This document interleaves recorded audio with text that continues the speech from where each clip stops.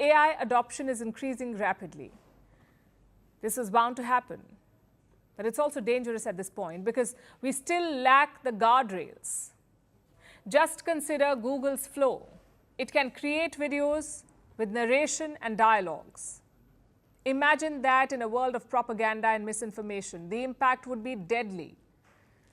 As always, this is a case of technology moving faster than regulation.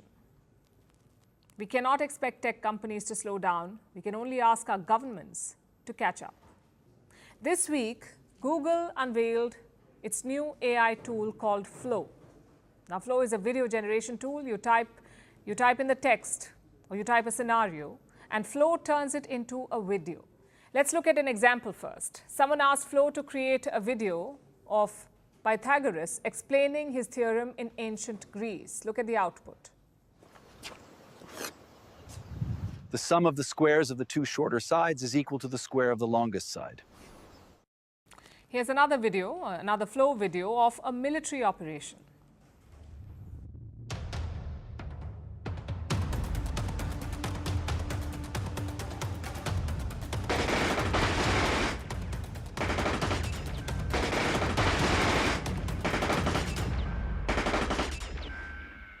It's scary how real that looks.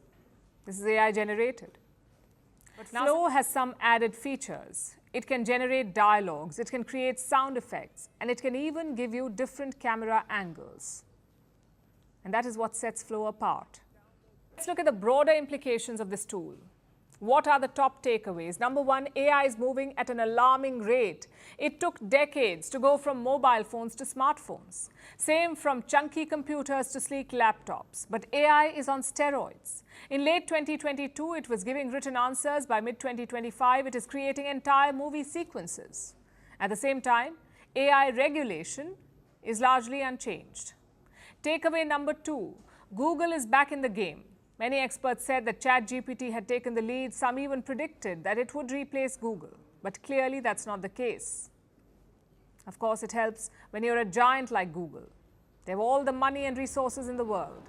In 2025 alone, they are set to spend $75 billion on AI, $75 billion. I'll put that in context. Tech giants are expected to invest some $320 billion in total. Almost 23% of that is coming from Google. And don't forget the inputs. Every AI model needs to be trained on raw data. In this case, are the videos. That's the raw data for this model. Where did Google get this input from? Where did they get these input videos? Did they use clips from YouTube, which is also owned by Google? And if so, were the creators informed? Last year, Google unveiled its VO model. Think of it as a predecessor to Flow. Back then, they admitted that some YouTube content was used. Now with Flow, the training data is not clear yet, which brings us to the final takeaway. AI is moving beyond fun to functionality. Google is clearly doubling down on the services aspect. They're hoping to collaborate with film houses. And the use case is clear. You can use Flow to create scenes for your movies, maybe even games and educational videos.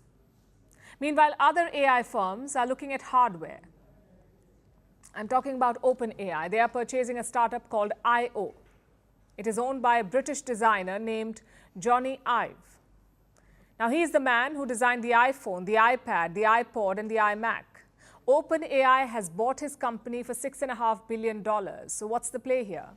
Right now, we are integrating AI into all technology. Things like laptops, smartphones, tablets. These devices predate artificial intelligence. So OpenAI and Johnny Ive are imagining a new range of products that are built for the AI age. It's certainly an ambitious target. It's also a reflection of the direction that we are going in. More and more companies are now using AI.